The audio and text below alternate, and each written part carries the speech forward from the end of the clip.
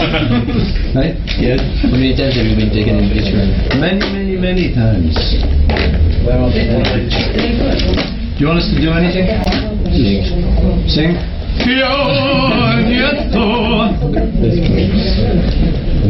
Ça?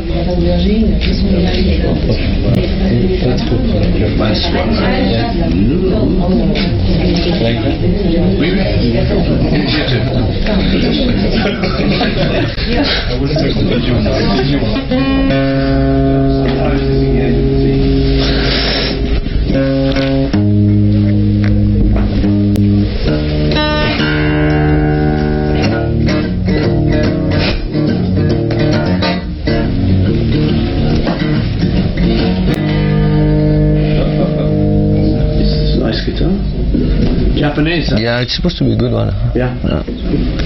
Whose is it? I just New one? Yeah. Bought for the interview? Yeah. You get it. Big budget interview. What do you play on usually? Acoustic guitar. Martin. Martin. American.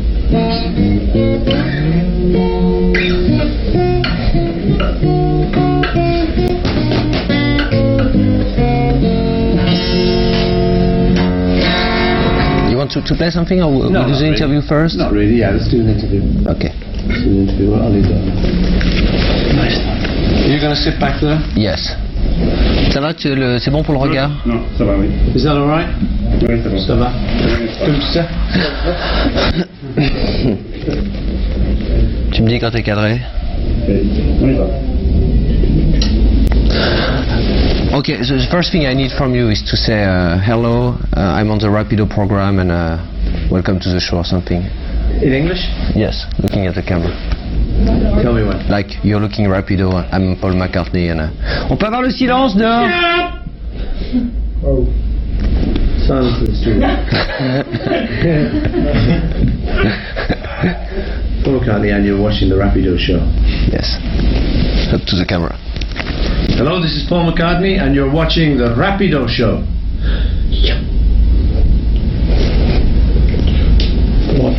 One more.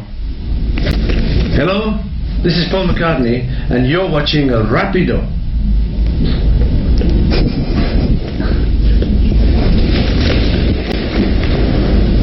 Okay. Paul, what decided you to release a compilation with your solo songs mixed with Wings songs 7 years after you broke this band? My manager.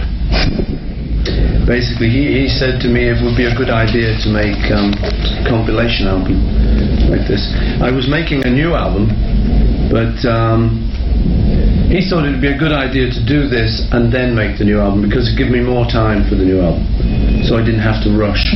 It's not a good idea to rush, you know, if things aren't finished. But on All the Best we find songs you already released on the Wings compilation. How come you did choose these particular ones instead of doing all the singles collection, for example? I don't know. These were the main hits. These were the most successful songs since my career, since the Beatles. So it was thought it would be a good idea if people wanted to buy all the most successful songs since the Beatles, to buy them on this album in your shops right now.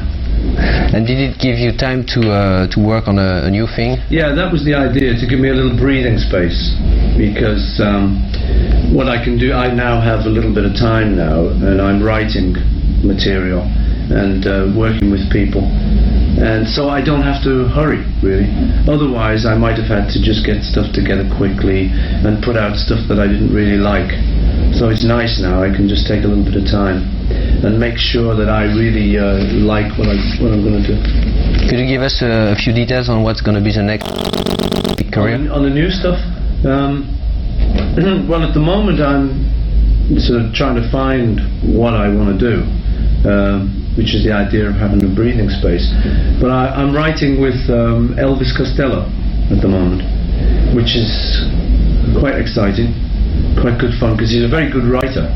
He's a very good craftsman with the song. And in some ways, in some small ways, he reminds me of John a little. is different, and obviously nobody could replace John. But he's a little bit similar. He's on the surface, he's tough and intense, but inside he's quite sentimental. You know, so he has the two sides like John had, and he's good to write with because I have melody comes easily to me, and I find that very easy to write. I can always get a melody, but words are sometimes a little more difficult, and he's very good at words, and so I sort of help. I help his side of it, and he helps me. You know, I say to him, "No, that's a bit, you know, it's rambling a bit or something," and he'll say to me, "No, I don't know." So it's good, you know, because not everyone will tell me if it's not good. Some people sort of think, well, you know, he's famous and he's written a lot of songs, so maybe I'm not the person. Maybe I daren't tell him, you know. But he doesn't have any such fears. He just tells me what he thinks, you know, which is very important. Costello is a very good lyricist, but also he has always been very sarcastic in his lyrics. Yeah. How can you deal with that? Well, you know, maybe, like I say, like John was often sarcastic. It's very good for me to work with someone who's a little sarcastic. When I was writing with John, we would write on Sgt. Pepper album. I was writing a song called Getting Better. Getting better all the time. Very optimistic, very up and very positive. And John would be writing, it couldn't get much worse. You know, which is a really good line, very sarcastic. So you put the two together, you get something more than just two things. You put one and one and you get three. You get something special on top of it. And so he's a bit like that. So I find it exciting to work with him, because I'll have a basic idea, you know, and he'll maybe put a little bit of a hard edge to it. And similarly, I can tell him things too. It's just quite good working with him. Does that mean you enjoy to work with someone that could be your dark side? Yeah, maybe. You know, it's good. I don't naturally do that. You know, I naturally maybe stay positive. And maybe it's sometimes good for someone to throw in the negative side, because the two go well together. You get my positive side and then you get a little dark from somebody else. I mean, not that I'm always positive, you know, sometimes I write sort of darker things too, but just with certain people you seem to get on well, you know, and you seem to the chemistry seems to be quite good. Do you know if Costello was a Beatles fan for a long time? I think he probably was. Yeah, he was. Can you admit it? Sure, he's admitted it. I can tell when we write. You know, I can tell when he goes, yeah. You know, I can tell when we hit something that's kind of Beatley. One of the songs we've done is very Beatley. What I have to do is I have to try and avoid that, because I don't want to just make a parody of the Beatles, you know, so it's easy to do. So we want to make something new. So we have some fun, you know. I said, now listen, you know, easy, don't be too like John, you know. But he does that. He adds that hard edge. So it's nice. I enjoy it. On the liner notes of the 12-inch, we learned that you recorded last summer a bunch of old standards beside Lodi Miss Claudie. Do you intend to put them out as a record? Well, no, they're only on the 12-inch things, because on the 12-inch you sometimes put extra songs besides the one you're releasing. So how they only exist on the. There's no plans to make it an LP. But how that all started was I wanted to play with people, so I wanted to jam. You know, like you find jazz musicians always jamming at the drop of a hat. So I arranged in London to have some guys each week, Friday nights when we finish the week, we just go down to a rehearsal place down by the Thames, just a big old place, and then we never met each other. Sometimes it was people I didn't know, and we just sit down and we just play. And I just say, okay, it's in A. Let me show you this. I've got a guitar here, just happen to have a little guitar. I'd say this. Okay, 20 Flight Rock, it's in A, just go. And then it finishes down to bam. And I just tell them that, only that much information. and then everyone had to do it. No more information, because then you just got to think immediately, and no one's got time to think. So it's great, it's very immediate and very spontaneous. So we played a lot like that, and I eventually decided it might be a good idea to record like that. Just get guys in the studio instead of taking like 4 hours to work out the arrangement. Just say, it's in A, 24 bum, bum. That's enough information. Because anyone who's been a musician for a long time knows that stuff anyway. So we did it, and we ended up recording, I think, 18 tracks in one day, which is very unusual these days. It normally takes 18 days to do one track. These days, with all the computers and everything, it takes 5 days to switch the computer on and load it up and everything. So it was quite good. The music was very raw and very basic, and it's still the kind of music your heart belongs to, right? Yeah, it's what I found that I didn't jam on any of my own tunes. It was strange. The only tunes I really remembered, really in there, were the old rock and roll tunes from when I was about 18. Because that sounds almost too beautiful, Paul McCartney waiting for the end of the week, getting out with the boys and playing rock and roll in. Me and Woody Allen. That's what he does. Huh? You should do something together. Clarinet. I'll have to get him to come along to the jam. But no, it was nice to do, because it was so spontaneous and stuff. And the only thing, what I wanted to do with the record, I wanted to bootleg it. And I wanted to bootleg it into Russia. But the record company wouldn't do it. I thought it'd be great, just to make a bootleg into Russia, so the Russians could say, we have something the West doesn't have, I thought that'd be great. But the record company said, no. Besides Elvis Costello, who are the songwriters that really impress you these days? Who do I like? I always liked Stevie Wonder. Just, he's not done much recently, but I like him as a writer because he's just such a great musician. He is music. He's just full of it,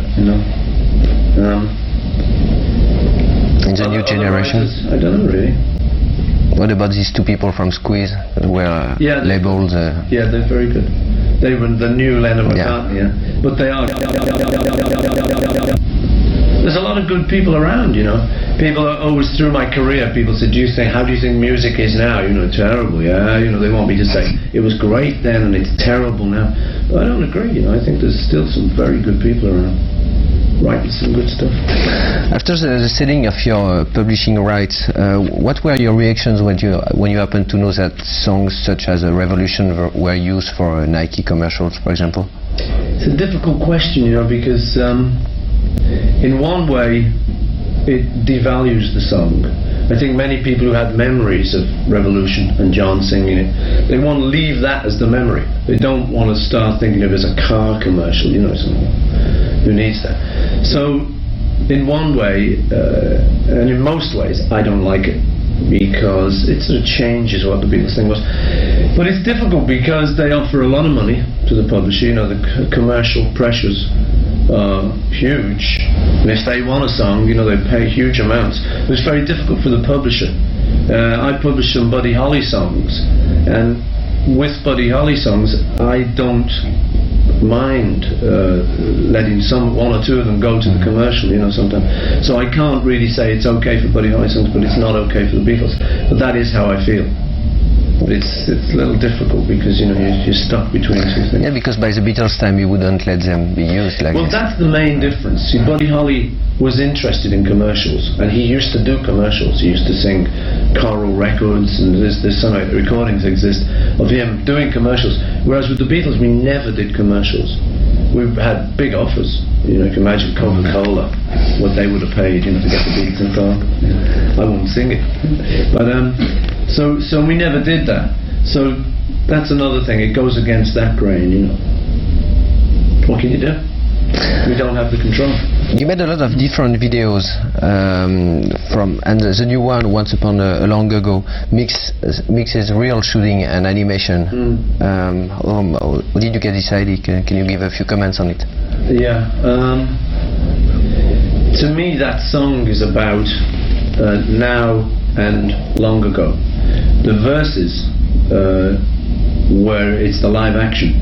That's about now, about Puppy Dog's Tales. It's complicated. I don't know if it'll translate into French, but it's about, to me, what it means is the modern world with the problems and with people always fighting wars and religions and all the craziness.